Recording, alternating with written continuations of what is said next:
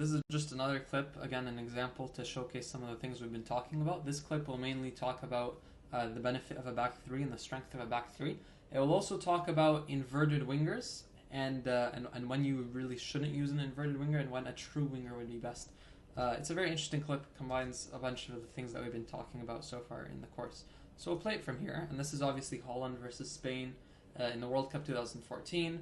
Obviously, Holland won this game by a large margin, but this is very early in the game, still 0-0, just 3 minutes in. And we're going to stop it just right here to showcase that we have man for man in midfield, right? The Dutch played with a 3-man midfield so that the Spanish wouldn't have midfield superiority, right? So there's De Jong for Xavi, there's Schneider for Busquets, and there's De Guzman for Xabi Alonso. Right, so Spain don't have that midfield superiority that they're used to. But the thing is, Spain play with two wingers, Iniesta over here and David Silva over here, that often come inside and play as inverted wingers when Spain don't have that numerical advantage, right? So that they can get that numerical superiority. So just like Barcelona, they have wingers that can come inside and make that midfield 3 and make midfield 5 if need be. So right, when it's 3v3, the Spanish don't necessarily have that domination that they're used to. So Silva comes inside right here, and now he makes it a 4v3.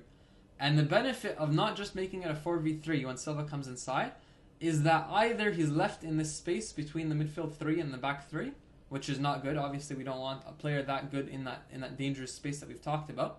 Or one of the center backs gets sucked out, and theoretically there's a gap behind them for the Spanish to exploit. But I want you to remember what we talked about in the second lecture of this course, way back in the beginning of this course when we talked about back threes.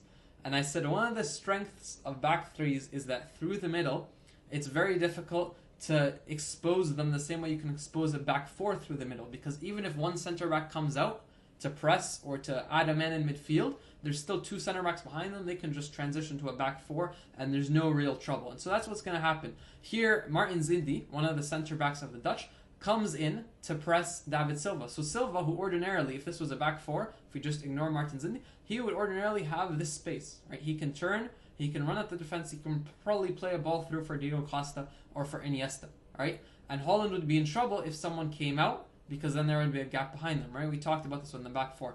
But Van Gaal was very clever from a tactical point of view. He did a very good job in this match from a tactical point of view by nullifying two threats, killing two birds with one stone, really.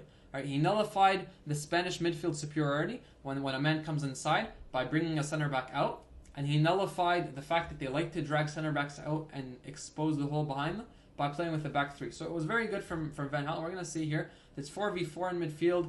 The Spanish don't have that superiority that they're used to, so Xabi Alonso just knocks the ball long. He's forced to knock it long. That's very easy for Silliton, right? So the Dutch have sort of won that exchange. But what I want to talk about in this clip is also the importance of using a true winger at times. How sometimes it's smarter to use a true winger than to use an inverted winger. So I'm going to show you at the very beginning of this clip. You will notice that the Dutch, I'm just going to wait for Daley Blind to come into the picture on this left side. You'll notice that the Dutch are playing in a back three. All right, which means, here's Daley Blind, they only have one wide player on each side. There's Janmaat over there, there's Daley Blind over here. Right? And what did we say about back threes? You can't really get through them through the middle because you can't drag the center backs out and they can clog it with the extra man. But if you bring it wide, then they're in trouble. And that's what the Spanish should have done. They failed to adapt and they failed to do this. But had they put Pedro on halftime and told him stay wide, right, stay here out with Azpilicueta, they would have made it a 2v1 on the wing. They would have made it a 2v1 against Daley Blind, and the Dutch would have been really exposed on the flanks. Right? Instead, Spain failed to adapt. They kept playing through the middle.